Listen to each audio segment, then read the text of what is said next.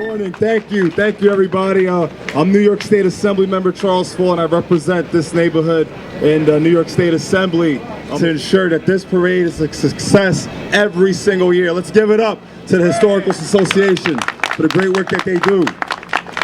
President Ambrose and the co-founder James Kaplan, thank you guys for all the work that you guys have done since day one of this parade taking place. As I mentioned, today is the 4th of July.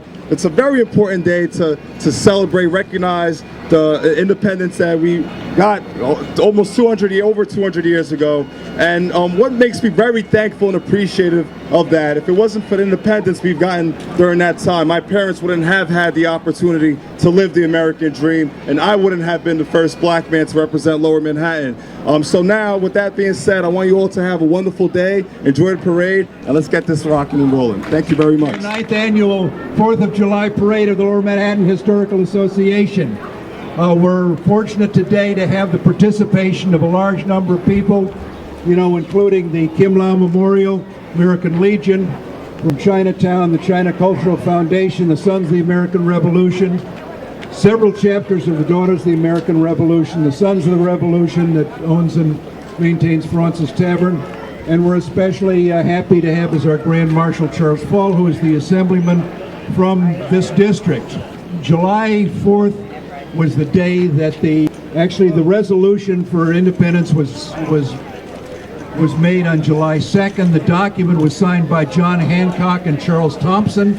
On July 4th, all the signatures you see came months later when people finally got around to signing the Declaration of Independence.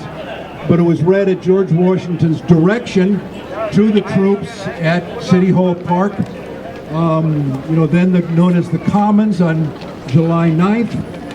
The troops marched down to Bowling Green, and some of them tore down the statue of George III and turned it into musket balls. Historical Association July 4th Parade.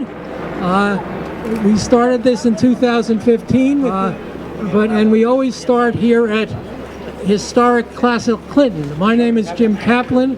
I'm the chairman of the board of the Lower Manhattan Historical Association, and with Arthur Piccolo, who's here, one of the co-founders.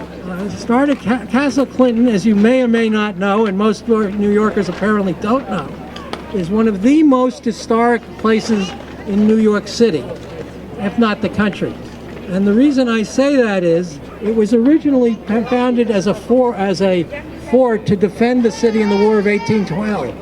But its most important role came after that in 1850. So this was converted to the immigrant welcome center in a sense. Yes, actually. It wasn't like now when you have to, they asked you if you have a visa, you have to wait 10 years, etc., etc.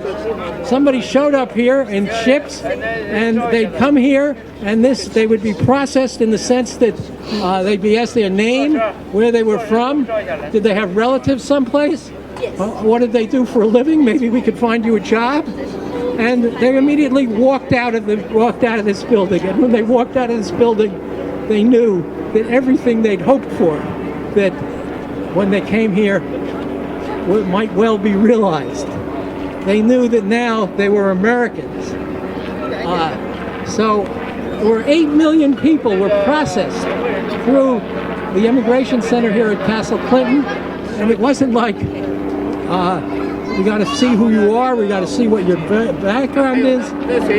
We said, if you want to work, you'll help us build the greatest city in the world. Hit the high points of the most important monuments in Lower Manhattan.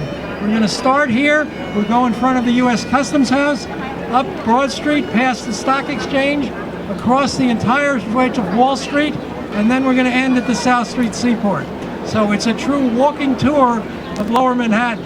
In addition, at 2 o'clock, we're going to have a ceremony at Fraunces Tavern. Okay, now what we're going to do, we're going to have a couple of numbers from the Excelsior Drumline, who is here. Then we're going to be led by the Emerald Society Pipes and Drums, followed by the Veteran Corps of Artillery.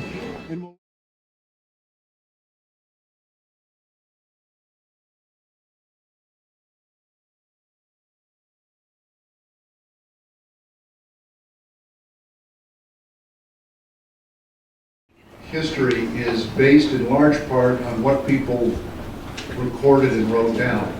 You know, if it doesn't happen there, we may not know about it. A couple of examples that Scott just gave to you. We know about the 13 toasts because it was recorded in the newspaper. We know about Washington's farewell because Benjamin Talman recorded the event in his memoirs. Some memoirs are taken long after the fact. They're affected by memory, but it's what we have. It's what history is based on. Our next presenter is someone who engages in the process, curating, collecting important historic documents with incredible passion. In the back we have original copy, or one of the original copies of the Declaration of Independence, copy of George Washington's, the order book, where he directs that the Declaration be read. I understood for the first time, it was at 6 o'clock in the evening that he did this. Seth has brought us an incredible collection of documents, which I hope you have a chance to review, that he will describe and talk about a little bit, I suspect, which are awe-inspiring and eye-opening.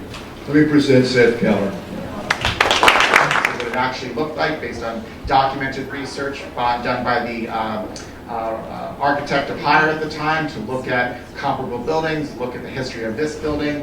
But we know it happened here because Benjamin Talmadge wrote the memoir, left it to his family, and then was eventually gifted to us. And in that memoir are the pages that describe those events, the people that were here, and what was going on. And that diary is also in our McEntee gallery in one of our Tiffany cases, so please take a look at it before you leave today. It didn't stop there. So 1783, we have all these events of the end of the Revolution, and then the tavern is also the site of many other activities post-war. First and foremost, 1785 to 88, we are one of the first federal government office buildings, hosting the Office of Foreign Affairs, U.S. Foreign Affairs. We have the Department of War, and we also have the Board of Treasury here. So these three departments, which are in our fledgling U.S. government between the end of the war and the signing of the Constitution, are all trying to create the rules and govern a country that does not have a constitution yet. So all of these things are happening all at once. Treaties are being signed and reviewed. The government's debt is trying to be paid back, of which it is significant. And other events are happening to still broker peace and continue to defend the country that we have fought so hard to win over the course of these 3 years. So that's all happening here at the same time. And then, of course, a little plug for us. The Sons of the Revolution are formed here in 1883 and eventually purchased the tavern and restored it in 1907, and it's reopened as a museum and tavern in 1907 on December 4th, the day of Washington's farewell. So we are very proud to continue the stewardship of this building and its history.